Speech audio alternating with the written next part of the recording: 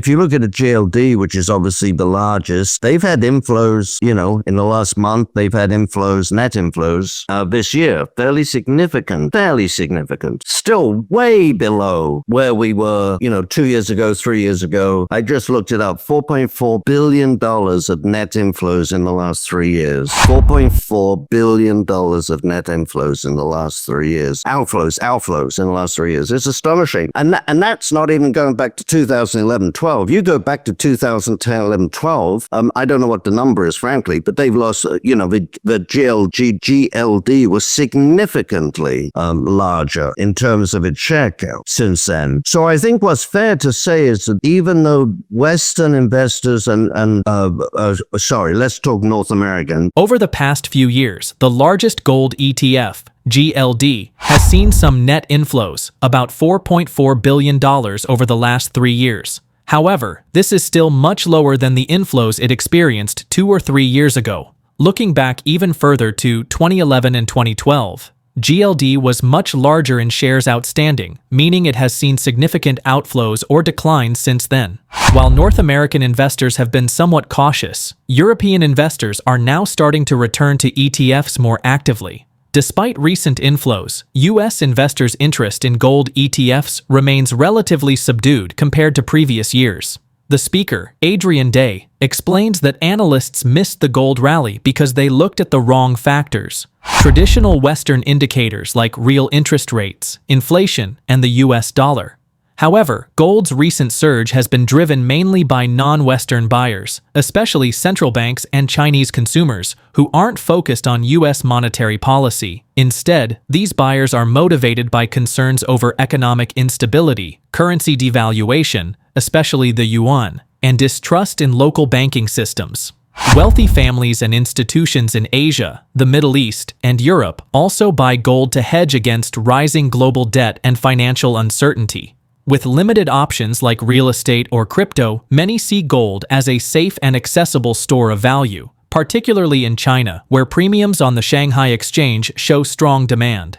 Adrian highlights how central banks quietly reduce their reliance on the US dollar, which still makes up about 60% of their foreign reserves, down from 75% years ago. This shift is part of a long-term trend to diversify into more stable assets like gold, since most central banks can't invest in risky assets like stocks or obscure commodities. Gold becomes the primary alternative when they sell dollars. Many Asian central banks still have very low gold allocations, just 3 to 4%, so there's room for more buying. While the pace may slow, this movement will likely continue for years. On the consumer side, Chinese gold demand may decrease once confidence in the yuan and local economy returns. If that happens, gold buying would shift more toward jewelry than wealth protection. As for Western investors, gold interest can be tracked through ETFs, which haven't yet seen a strong revival, hinting that Western demand still lags. As we dive into the video, remember to subscribe and tap the bell icon so you never miss an update. It was really quite straightforward to me, really quite simple, and that is that the drivers for gold, the people that were buying gold, were not buying gold because of the typical economic factors that drive people, particularly in North America, to buy gold. So in North America, we want, low and declining real interest rates, maybe even negative real interest rates. We want high inflation. We want a low dollar. We want a weakening economy. These are the things that drive people, the economic factors that typically drive people to gold. What's happening in the last 2 years, as everybody knows, but some people didn't put the puzzle together, what's happening for the last 2 years is the gold price has been driven primarily by central banks, as we all know, and then at different times, at the beginning of last year and certainly now, Chinese consumers, Chinese investors are buying gold, and these people are not concerned about U.S. interest rates. That's not what's making them buy gold. Now, you've also got more recently, let's say since the summer of last year, maybe,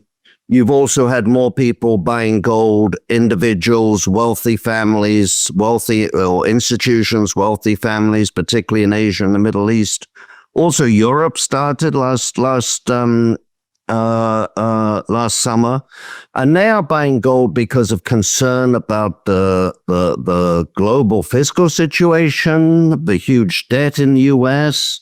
And of course, those concerns have only increased over time. We know that the US is going to have a funding crisis come the end of summer. That is, can I say, that is one thing that's not President Trump's fault. That was happening anyway. And then the more recent, if we like, turmoil and uncertainty is driving people to gold. Oh, there's certainly more sources of demand than just China. But no, I think China has been and will continue to be very, very significant, particularly if you look at the Chinese demand over the last, let's say, 18 months compared with the Chinese, and I'm talking not official demand, not government, we're talking consumers. Particularly if you look at the Chinese demand over the last 18 months relative to the Chinese demand over the previous 18 months or the 18 months before that. I mean, Chinese people are rightfully concerned about their economy, but they're also particularly concerned about the yuan. And those concerns have only increased with the tariff conflict, because, of course, one way for China resolve the tariff problem from its own point of view is to devalue the yuan. And so they're concerned about the devaluation of their currency. As you say, they don't want to buy real estate. They're suspicious of the banks. They don't want to just keep it in the banks. And they can't buy crypto. So gold is clearly the place for them to go. And I don't see that. I may be wrong, but I don't see that demand going away in the near future. But there are other, and you mentioned the insurance company is allowed to buy gold. Another significant indicator we should look at is, the premiums that you see on the Shanghai exchange over the COMEX. That's clearly, and they're not big enough to drive anyone, to take money from China to Chicago yet, but there is a premium. And so all these things are helpful. For you and me, with gold, it might be the limit is 100%. But you look at, let's just, and I'll answer the first part of the question about Western in a second, because that's the much more optimistic outlook. I mean, if you look at central banks, for example, central banks on average right now, but that can certainly change. Now, when that changes, what will happen is there'll be a pickup in jewelry demand, because we've seen a huge decline in jewelry demand. Not huge, sorry.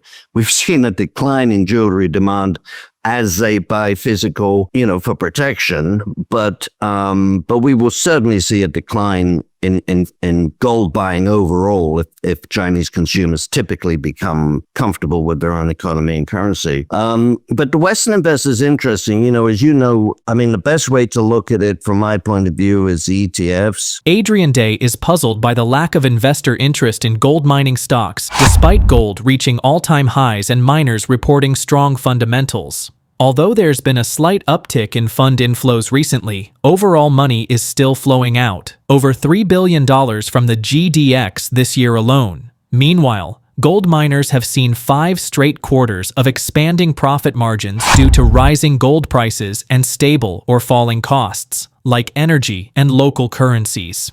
Major miners like Barrick and Agnico Eagle are trading at historically low valuation levels despite record cash flows and strong balance sheets. The speaker believes investors may only shift interest to gold stocks once broader markets, like the S&P 500, stop rising consistently. Now, let's redirect our attention towards the interview. But you're right. I mean, everything we said about U.S. attitudes towards, we could multiply by the gold stocks. And whereas there's been a tiny little shift in the last month or 6 weeks, a tiny shift in the inflows into the gold miners, we're seeing it in the fund that I manage, the Euro Pacific Gold Fund for Peter Schiff.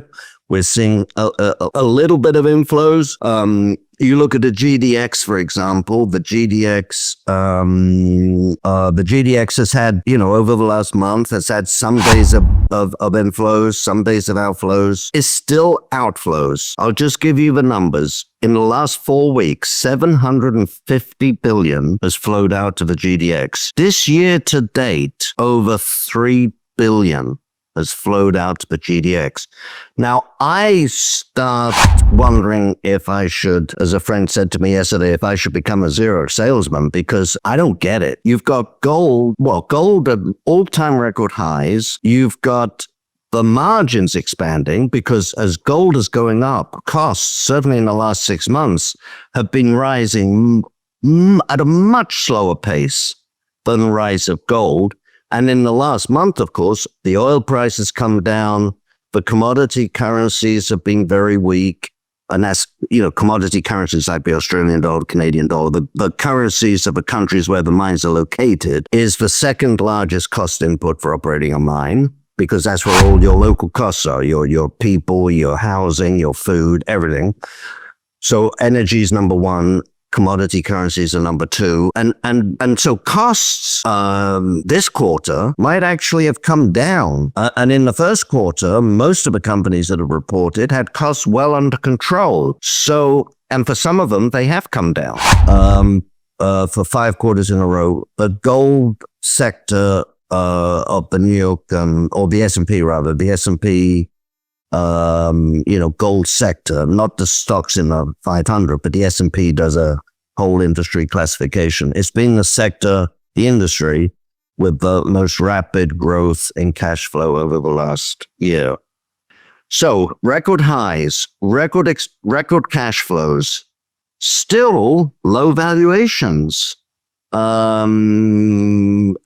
A couple of examples. You look at Barrick, second largest gold mining company, and their price to net asset value is in its lowest 10%, lowest decile. Now, normally when gold price is up, you get margin arguably, well, I'm not going to say it's overvalued, but it's not sort of it's not a super cheap company. It's the best mining company in my mind. It's the blue ribbon best in class. But anyway, if you look at, say, price to cash flow for that price to cash flow is in the lowest 25%, the lowest quartile of their entire 40-year history. I'm sort of going on, but just to, you've got gold at record highs, you've got